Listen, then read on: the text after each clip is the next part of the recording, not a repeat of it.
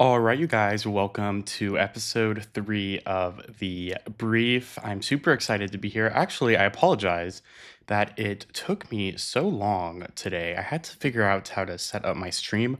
We're now live on YouTube, which is super exciting. I don't think I have ever been live on YouTube before, so super exciting, super exciting. But we have a lot to talk about today. We're actually going to be going over the entire timeline for Nancy Guthrie's disappearance. What happened? What are we learning? And also, TMZ, funny enough, the people that received the ransom note actually have created some sort of a map, a radius of where she could be held based off of the time that the ransom note said it would take to return Nancy Guthrie. So, we're going to be talking a lot about Nancy Guthrie today. I just want to start off by saying, of course, I'm praying for her safe return and for the Guthrie family.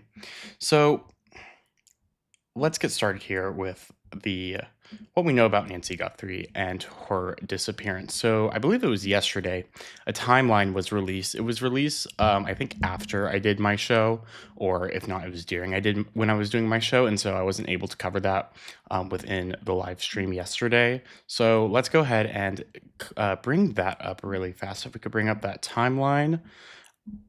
All right, I hope y'all can see that. So it's Nancy Guthrie approximate timeline. So let's go through this. January 31st, 5:32 p.m. Nancy travels to local family's home. Um, and then I believe it's not listed in the timeline here, but they go out to dinner. They go out to dinner, and at 9:48 p.m., the family drops Nancy off at home, and the garage door closes. I'm sorry, the garage door opens, and then at 9:50 p.m., so just 2 minutes later, the garage door closes. Then we're moving into February 1st, the early morning hours of February 1st. At 1:47 p.m., interesting, what happened here is the doorbell camera disconnects. Now, to me, this indicates a high level of sophistication within this abduction. Something had to be planned out for this to happen, and so it's very sort of interesting to me that there is this disconnect of the doorbell camera, and then at 2:12 p.m. I'm sorry, a.m. 2:12 a.m. The software detects person on camera, but there's no video available and no subscription, which I just find to be super odd. I think it's very odd that there is no video available and that there's no subscription. I believe personally, I don't know how exactly it works. I've heard different things such as like the camera itself, um, like the storage on the camera, like resets every such amount of time. But I do find it quite odd that since they don't have a subscription on the camera, maybe it's like a Ring doorbell, for example, that or a Ring camera, that they can't access that footage. Like it has to be saved somewhere, but potentially not. I don't know exactly how that thing kind of works, but excuse me, I find it odd that there isn't um, footage of the person that was detected.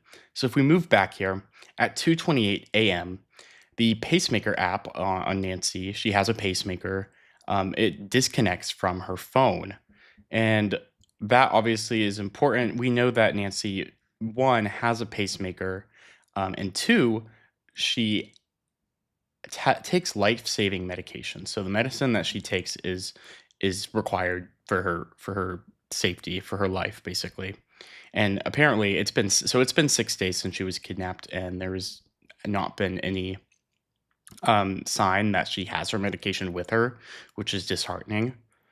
And then at 11:56 a.m., the family checks on Nancy. So Nancy normally will go to church.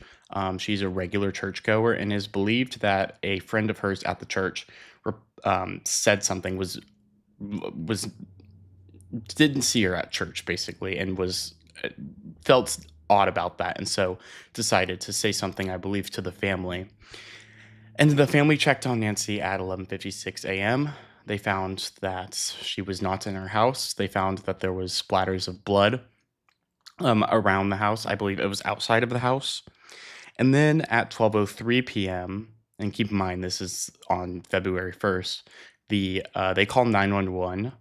They call the Pima County Sheriff's Department, which is the main organization taking this investigation, the main agency.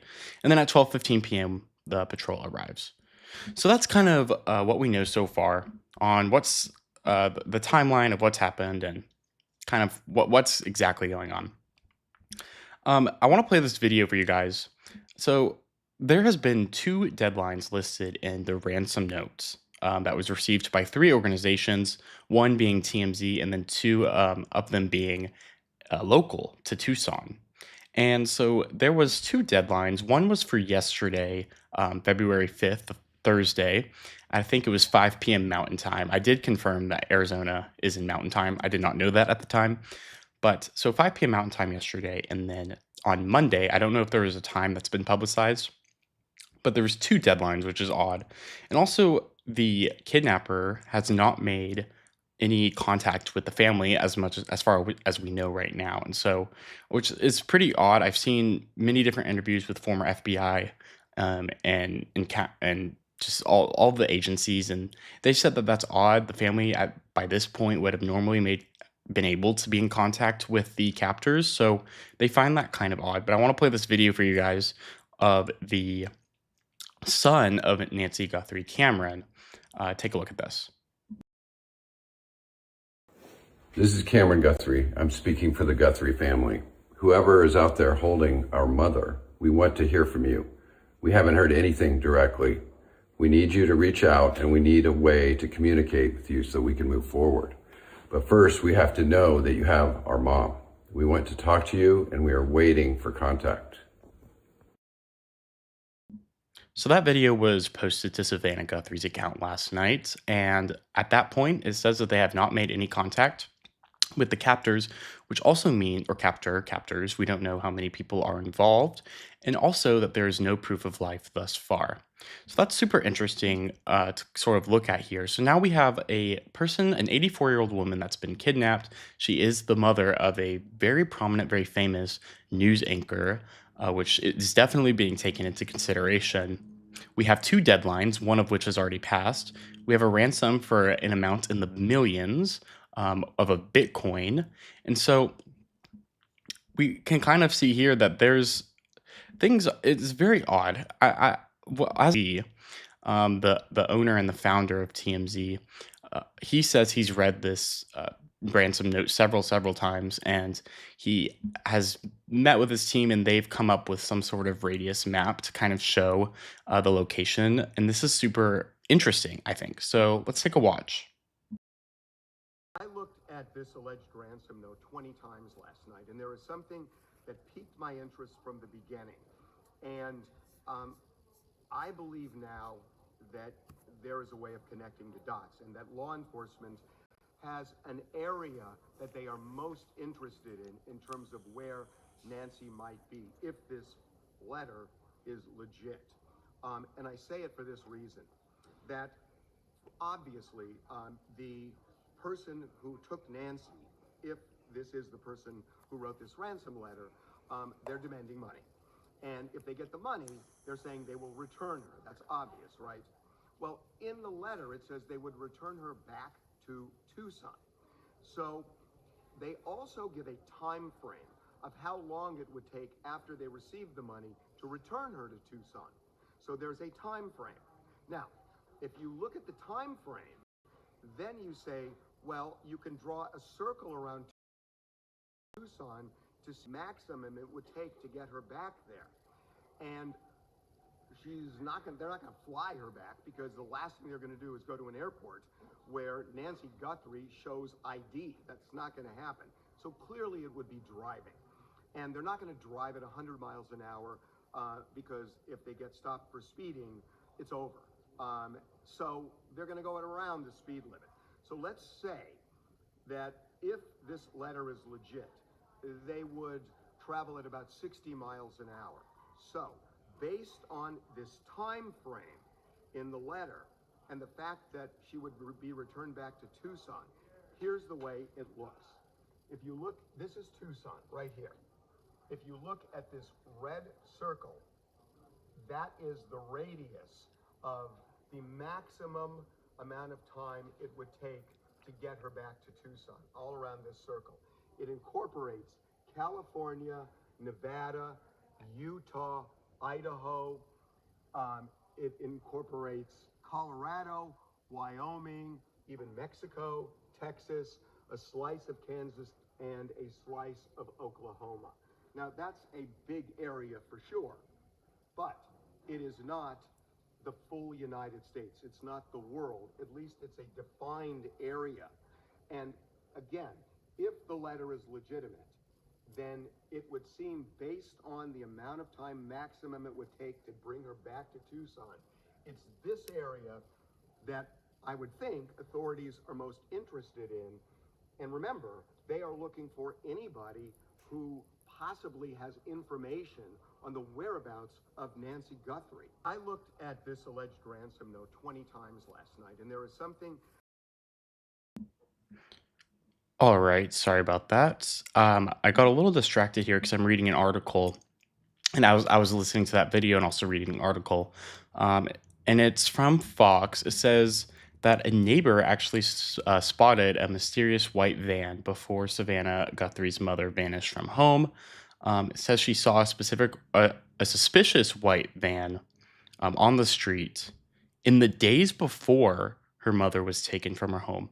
So, as I mentioned earlier, this seems like a very sophisticated sort of abduction, kidnapping, and so when we take a look at the fact that there was a suspicious van seen in front of her house or nearby her house, it could be that they were plotting, doing some like intel, trying to gather information about what, like, maybe her schedule, maybe what her day to day looks like, or maybe look at what the house is, what security features the house has. And it's very important also that we note here that um, she's 84 years old, right? So there was potential, of course, for the fact that she could have been maybe wandering off, but that's since been kind of um, proven wrong, I guess is the right way to say that. And so, very weird situation we have going on here, and just the response from law enforcement hasn't been. It just seems like they're at a stump. They don't really know exactly what they're doing. At least from my perspective, they seem to not. They seem to be lost. They're trying everything they can, of course, to bring her back, but they're kind of at a loss. And so that's kind of where we are at right now. Sorry, you guys. It's been a short episode. I've just been really pulling all this together for you guys so we can get a full picture of what is going on. I appreciate you guys so